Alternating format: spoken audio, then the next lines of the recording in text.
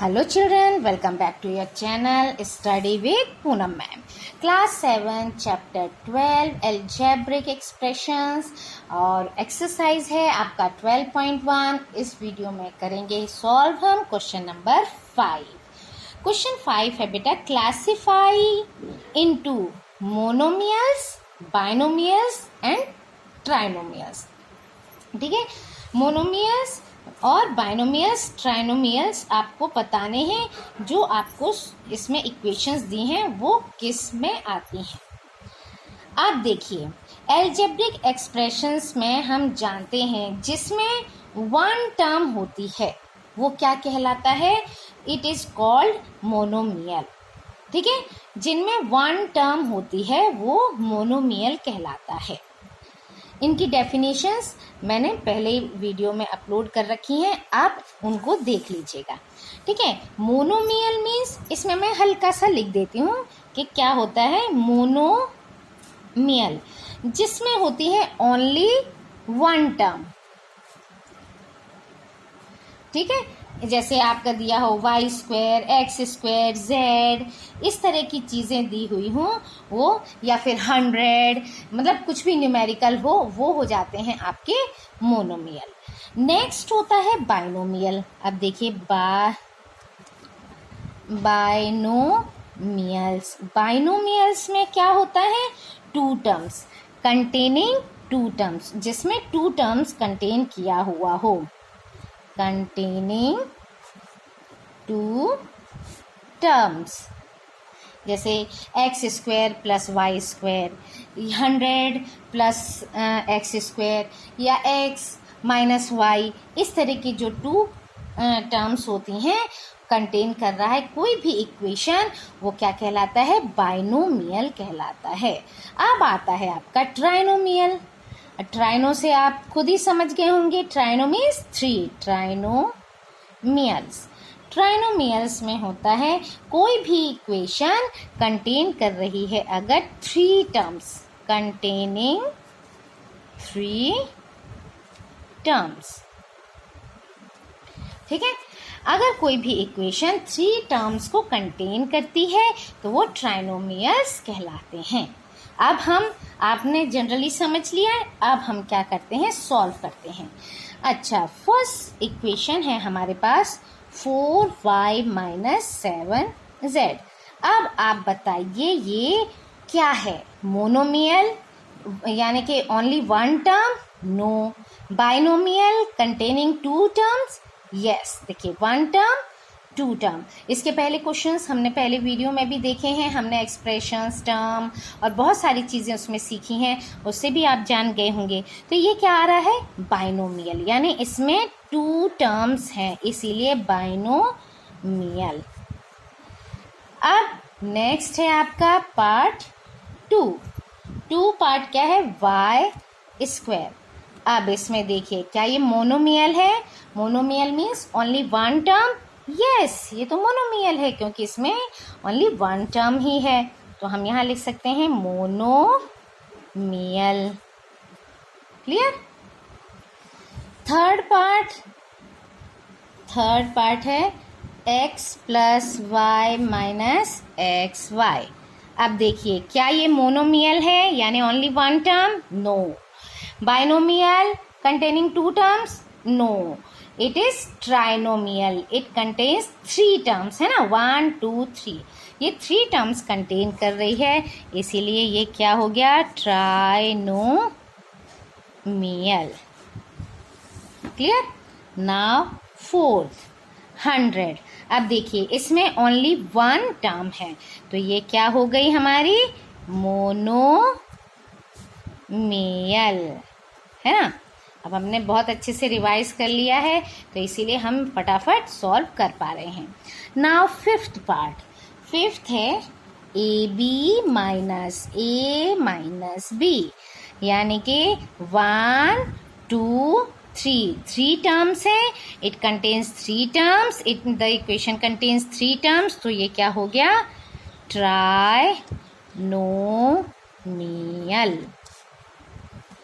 Now sixth, 5 minus 3t.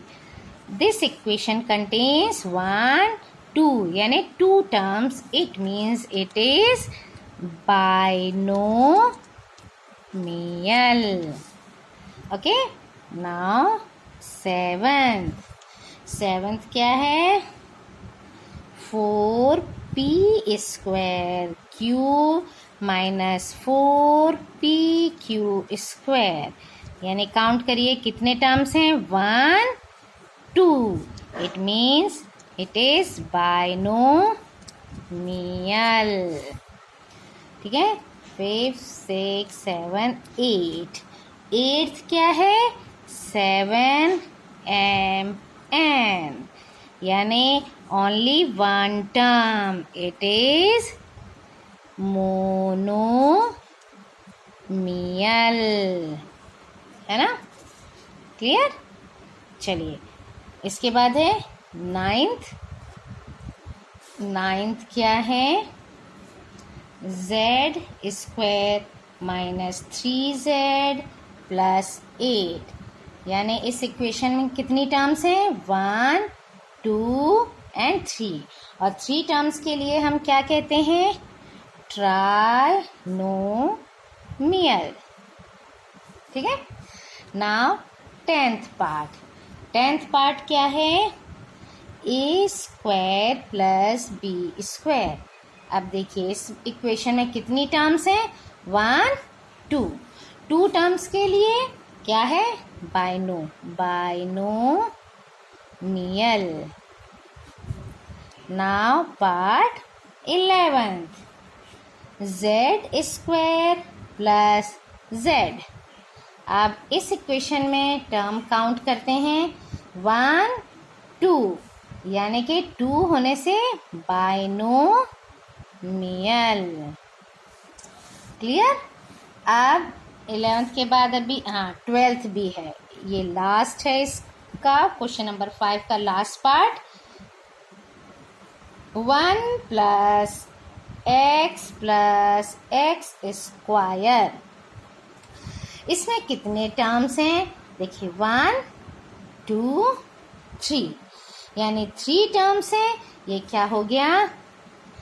Trinomial. इस तरह से हमने ये क्वेश्चन भी सॉल्व कर लिया. आप मोनोमियल, बाइनोमियल, ट्राइनोमियल ये भी जान गए कि क्या होते हैं. ठीक है. तो अब इसका तो ये सॉल्यूशन हो गया. अब हम इसी तरह का एक और है क्वेश्चन नंबर 6. उसको भी हम सॉल्व करते हैं. क्वेश्चन 6 क्या है बेटा? देखिए. State whether a given pair of terms is of like और अनलाइक. वो पेयर लाइक है या अनलाइक है, ये चीज़ हमको बताना है. लाइक में क्या होता है? जैसे हमारे जो भी इक्वेशन दी हुई हैं उसमें टर्म्स जो हैं एक जैसी हों. मतलब अगर टर्म्स के जो वेरिएबल्स हैं वो क्या हो? जैसे x है तो x का ही वेरिएबल होना चाहिए. y नंबर्स इस तरह की होनी चाहिए. अब जैसे फर्स्ट अभी आपको एग्जाम्पल के थ्रू समझ में अच्छे से आएगा. जैसे यहाँ है 1 और 100. अब ये क्या होगा? ये कहलाएगी लाइक टर्म. ठीक है. ये क्या है? लाइक टर्म है क्योंकि दोनों न्यूमेरिकल हैं. ठीक. Now second part. जैसे सेकेंड पार्ट में क्या दिया है? -7x और 5/2x. अब आप कहेंगे यहाँ तो न्यूमेरिकल है ना. कैसे है? यहाँ न्यूमेरिकल भी है और वेरिएबल भी है. अब क्या होगा? लेकिन देखो न्यूमेरिकल भी है, इसमें भी न्यूमेरिकल है. इसमें x वेरिएबल है तो इसमें भी x वेरिएबल है. ऐसा तो नहीं है कि यहाँ y हो गया हो या कुछ हो गया, है ना. तो इसलिए ये क्या कहलाएगी? ये भी लाइक टर्म कहलाएगी. नेक्स्ट इज थर्ड पार्ट क्या है बेटा? -29x और -29y. अब देखिए यहाँ पर दोनों में न्यूमेरिकल तो है ही, वेरिएबल्स भी हैं, लेकिन वेरिएबल्स जो हैं वो अलग हैं. यानी यहाँ x है और यहाँ y है. इसलिए ये क्या कहलाएगी? unlike. Clear? Now fourth part. 14xy और 42yx. अब यहाँ देखिए, न्यूमेरिकल भी हैं दोनों में, x भी है दोनों में, y भी है दोनों में. अब x y और यहाँ y x, लेकिन प्रोडक्ट में 2 3 लिखो या 3 2 लिखो, आंसर तो एक ही आता है. तो ये क्या हो जाएगा, लाइक में आएगा. Clear?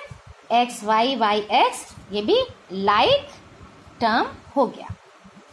Now fifth, 4m square p और 4mp स्क्वायर. अब यहाँ पर देखिए, ये क्या है, 4m स्क्वायर p या 4mp स्क्वायर, यानी न्यूमेरिकल भी हैं, वेरिएबल m है, वेरिएबल p है, लेकिन यहाँ m क्या है, स्क्वायर है, तो यहाँ पर p स्क्वायर है, इसलिए ये भी क्या होगा, unlike term. Clear? Now part 6, 12xz और 12x स्क्वायर z स्क्वायर. इसमें भी वही है, इसमें भी क्या है, अनलाइक, क्योंकि वेरिएबल्स न्यूमेरिकल सब कुछ हैं, लेकिन यहाँ ये सिंगल है, एक्स जेड है, यहाँ एक्स स्क्वायर जेड स्क्वायर है, इसलिए ये भी क्या हो गया, अनलाइक हो गया. क्लियर? तो चलिए बढ़े next question, question number 7. Question number 7. Question 7 क्या है बेटा, identify like terms in the following. आपको 2 पार्ट दिए हुए हैं, उसमें आपको लाइक टर्म्स क्या करनी है, फाइंड करनी है. अब ए पार्ट में -xy स्क्वायर, चलिए हम पहले लिख लेते हैं -xy स्क्वायर. अब और जो ऑप्शंस दिए हुए हैं उसमें से हम देखेंगे xy स्क्वायर और कहाँ पर है. तो देखिए, ये तो -4yx, पहले मैं क्वेश्चन ही लिख लेती हूँ जिससे कि आपको इजीली समझ में आए. xy स्क्वायर, फिर है -4yx स्क्वायर, फिर है आपका 8x square, next 2xy square, 7y -11x square -100x -11yx 20x square y -6x square y 2xy और 3x. ठीक है? अब यहाँ से हम सॉल्व करते हैं. -xy स्क्वायर ये हमने लिख लिया, xy स्क्वायर. ठीक है, तो ये क्या आएगा, 2xy स्क्वायर. अभी ये भी हो गया हमारा xy स्क्वायर, xy और नहीं है. ठीक है, अब एक तो ये बना, अब एक ये देखते हैं -4yx स्क्वायर. ये लिख लिया हमने, yx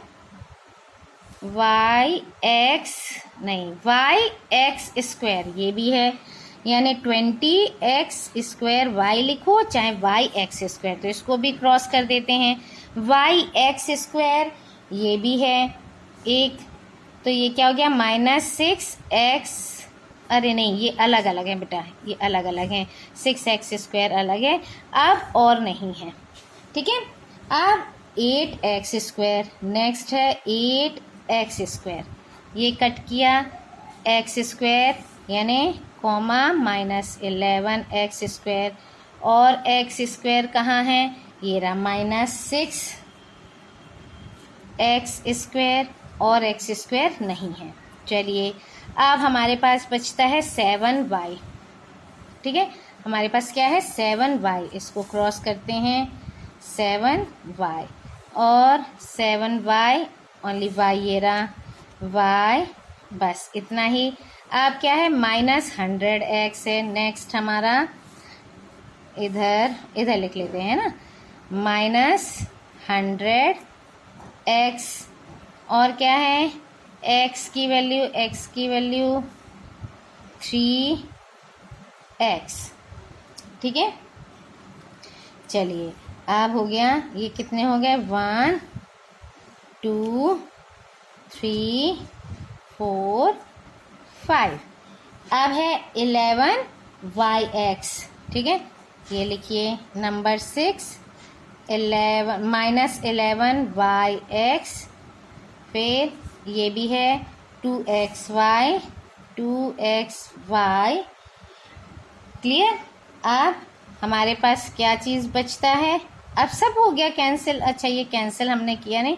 ठीक है, हमारे पूरा इक्वेशन हमने लिख लिया, यानी हमने पेयर बना लिया लाइक टर्म्स का।